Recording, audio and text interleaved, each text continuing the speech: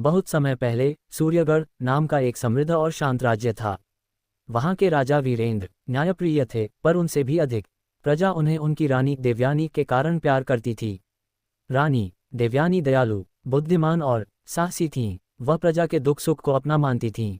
कई वर्षों से सूर्यगढ़ में सुख और समृद्धि थी, लेकिन अचानक एक दिन अजीब घटनाएं होने लगीं। दूध खट्टा हो जाता, पशु बीमार पड़ने लगे, रात में घरों की छतों पर फुफकारने की आवाज सुनाई देती। लोग भयभीत हो गए और महल की ओर दौड़े। राजा ने तुरंत सभा बुलाई। मंत्रियों ने कहा, महाराज, ये नागों का श्राप है, हमें बड़ी पूजा करवानी होगी। लेकिन रानी देवयानी ने शांत स्वर में कहा, केवल पूजा से समस्या का समाधान नहीं होता, हमें सत्य जानना होगा, कारण पता करना होगा। प्रजा रानी की बुद्धिमत्ता पर विश्वास करती थी। रानी ने स्वयं नागवन जाकर सच्चाई जानने का निर्णय लिया। रात के समय हाथ में लालटेन लिए उन्होंने अकेले ही महल से प्रस्थान किया। चांदनी रात थी, पर उनके मन में अंधेरा नहीं बल्कि साहस था। नागवन पहुंचकर उन्होंने देखा कि वातावरण भयावह था। पेड़ों पर नागों के चिन्ह, ठंडी हवा, झाड़ियों में चमकती आंखें, सब किसी अनहोनी का संकेत दे रहे थे। अचानक धरती कांपी, धुआं उठा और उनके सामने प्रकट हुआ महान कालीनाग। उसका विशाल फन, चमकती नेत्र ज्योति और चारों ओर फैलती दिव्य ऊर्जा देखकर कोई भी कांप उठे, पर रानी शांत रहीं। कालीनाग बोला, तुम्हारे पूर्वजों ने हमारे नागकुल के साथ छल किया था। नागमणि पाने के लोभ में राजा ने नागों पर हमला करवाया और मेरी माता को मार दिया गया। उसी पाप का दंड तुम्हारा राज्य भुगत रहा है। रानी ने आदरपूर्वक उत्तर दिया, यदि मेरे पूर्वजों ने गलती की तो उसे सुधारने का दायित्व मेरा है। मैं न्याय चाहती हूँ, मुझे अवसर दें। कालीनाग ने कहा, जो दोष तुमने नहीं किया उसे सुधारने की इच्छा ही तुम्हारा पहला सद्गुण है, परंतु मित्रता इतनी सरलता से नहीं मिलती। तुम्हें 3 परीक्षाएं देनी होंगी।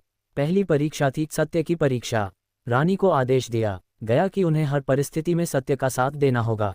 रास्ते में एक साधु मिला जिसने रानी को डराकर वापस लौटने के लिए कहा। उसकी वाणी मधुर थी, पर उसकी आंखें छलपूर्ण। रानी ने सत्य को पहचाना और बिना विचलित हुए आगे बढ़ गईं। दूसरी परीक्षा करुणा की परीक्षा। रास्ते में उन्होंने एक घायल नाग को देखा। गांव वाले उसे मारने को तैयार थे, लेकिन रानी ने आगे बढ़कर उसे औषधि से ठीक किया और सुरक्षित स्थान पर छोड़ दिया। करुणा दिखाकर उन्होंने दूसरी परीक्षा सफल की। तीसरी परीक्षा थी त्याग की परीक्षा। उन्हें एक दुर्लभ नागमणि पुष्प मिला जो किसी भी बीमारी को ठीक कर सकता था। उसे सिर्फ छू लेने मात्र से अमूल्य लाभ मिलता था। लेकिन उसी समय एक माँ अपनी बीमार बच्ची के साथ रोती हुई मिली। रानी ने बिना सोचे वह पुष्प उसे दे दिया। अपना लाभ त्याग कर किसी की मदद करना, यही तीसरी परीक्षा का सार था। तीनों परीक्षाएं पार करने पर कालीनाग प्रकट हुआ और बोला, तुम्हारे सद्गुणों ने नागकुल का हृदय बदल दिया है। मैं तुम्हारे राज्य से बैर समाप्त करता हूँ। पर उधर राज्य में एक नया संकट खड़ा हो गया था। महल का लालची महामंत्री चाहता था कि रानी राज्य से दूर रहे ताकि वह सत्ता हथिया सके। उसने प्रजा में अफवाह फैला दी, रानी नागों की मित्र है, वह नागों को राज्य में बुलाकर हम सबको उनके हवाले कर देगी। प्रजा में भ्रम फैल गया। राजा वीरेंद्र भी असमंजस में थे। उनका हृदय रानी पर भरोसा करता था, पर प्रजा की सुरक्षा भी उनकी जिम्मेदारी थी।